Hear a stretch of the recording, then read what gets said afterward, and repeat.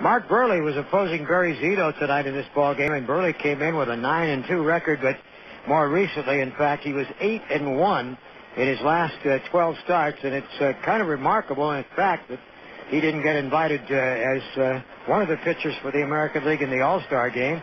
Burley, a fast worker, and when he's hitting his spots, can often be very difficult to score on. But the A's took advantage of him early tonight, and the White Sox could never recover against Zito. In the first inning, with one out, Burns and Chavez put singles back-to-back, and Jermaine Dye, who'd been struggling since he had a big day in San Francisco at the start of the last road trip, sort of uncoiled out of that 5-for-33 that he was fighting. Set the pitch. Hit in the air to right field. It's a high drive, curving down toward the corner. A lot of carry on it, and it is gone! A 3-run home run. Opposite field. Jermaine Dye gets the A's on the board early in the first inning. That is Dye's 17th of the year, giving him 57 runs batted in. After Zito retired the side on just 8 pitches in the first, Carlos Lee led off the second. Zito with a 2-1. Swing and a drive to right center, tailing away from Kotze, and that will bounce to the wall in the gap, and Lee easing into second base with a double to lead off the second inning. And the White Sox made the most out of that as Caderco grounded to the right side, getting Lee to third. With the infield back, Joe Creedy grounded to second base, and Lee scored to make it a 3-1 ball game. But the A's came out roaring in the second inning against Burley, but in the end, Burley kind of put the quietus on it, but not before the A's got on the board again. Bobby Crosby led off the inning. Swung, and there's a line drive to left. Hit hard over the head of Lee. Slams off the wall, bounces back to Lee, and into second base goes Crosby. Boy, he curled a little smoke off of that drive.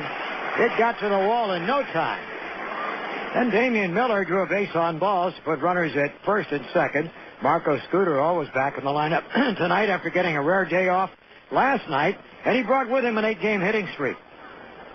Here's the look now with runners at first and second, and the pitch. Line drive. Base hit down the left field line. That will roll to the corner. Crosby rounds third to score easily. Miller going to third. Crow coming in at second base with a double is Scudero, and the A's have another run to make it 4-1. Scudero, in his last 9 games, counting that at bat, is 15 for his last 35. And it looked like the A's might be in for a frolic in that inning, but the infield played halfway, and Kotze grounded to second. They couldn't score Miller from third. Burns fouled out, and then Burley got Eric Chavez on a ground ball and did a great job of damage control. And after that, the A's got nothing off him in the way of runs, although in the third inning, a fine play by a second baseman prevented what might have been something in the way of a big threat. Dye had opened the inning with a single, his second hit of the night, and Eric Karras was up. A's 4, White Sox 1. Outfield a gap in left center. Burley out of the stretch, and the pitch to Karras, and over the mound, back a second, backhand by Uribe. He tags the second base bag for 1 and goes to first for 2. A tremendous play by second baseman Juan Uribe on a chopper up the middle that almost was ticketed for center field for a base hit. Uribe crossing behind second, actually toward the third base side of the bag, hit into a stop, backtrack, hit the bag with his foot, and then turned and fired to first for a brilliant 4-3 double play. And it just might have saved a lot of grief for Burley and company, because Kelty, the next bat up, singled, and had Uribe not gotten even one out of that play, the A's might have had something cooking. But that was the end of the threat there. And from there on through the 6th inning, they didn't do all that much against Burley, although in the 6th, one-out Crosby single and a 2-out walk to Scudero set up a mild threat, but nothing came of that, and Burley left after 6 innings. Meantime, Zito, after giving up the run in the 2nd, moved right along. A harmless single in the 3rd, a base on balls in the 4th, a single in the 5th, followed by a double play ball, and a harmless 2-out single in the 6th. He finished up the evening with a 1-2-3-7, 99 pitches worth of work. And from that time on, it was up to the bullpen. But before the pen got into the ball game, the A's had a little more offense left, this time for reliever Cliff Foley, when Dye, with 1 out, doubled into center field. The left center actually a high off the wall near the 388 mark. And they walked pinch hitter Scott Hatterberg intentionally to pitch to Bobby Kelty. Here's the 2-1 pitch. Line drive, base hit left field. Dye is the third. Up with the ball is Lee. Dye comes to the plate. Here's the throw. It dies on the grass, and Dye scores on a base hit to left by Bobby Kelsey. Up to second goes Hatterberg as the A's take a 5-1 lead.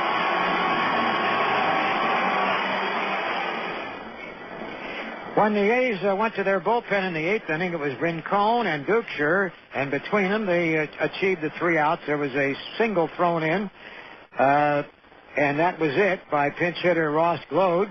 And in the 9th inning, Chad Bradford took the pitching chores, got a quick out, but then yielded singles to Lee and Canerco, and suddenly the on-deck hitter represented the possible tying run in the ballgame, and the call went to Octavio Dotel to come out of the pen and try to throw cold water any hopes the White Sox might have.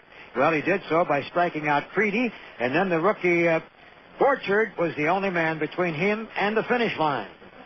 Now Borchard again with a 3-2 count. 2 out in the 9th. The set, the pitch. Strike 3 call. He's rung up on a pitch on the outside corner. 94-mile-an-hour fastball. And the A's have won the first 2 games of the series. Dotel settles the issue with 2 strikeouts, stranding 2 White Sox runners in the 9th inning. And Barry Zito breaks his personal losing streak, winning for the first time since the 8th of June. The Athletics 2 up on the White Sox with 2 games to go in this 4-game series. Final score, A's 5 and Chicago 1. And they stay a game and a half behind the Rangers, who breezed to a victory tonight. Meantime, the Athletics have now won 22 of the last 25 games played here at the Coliseum.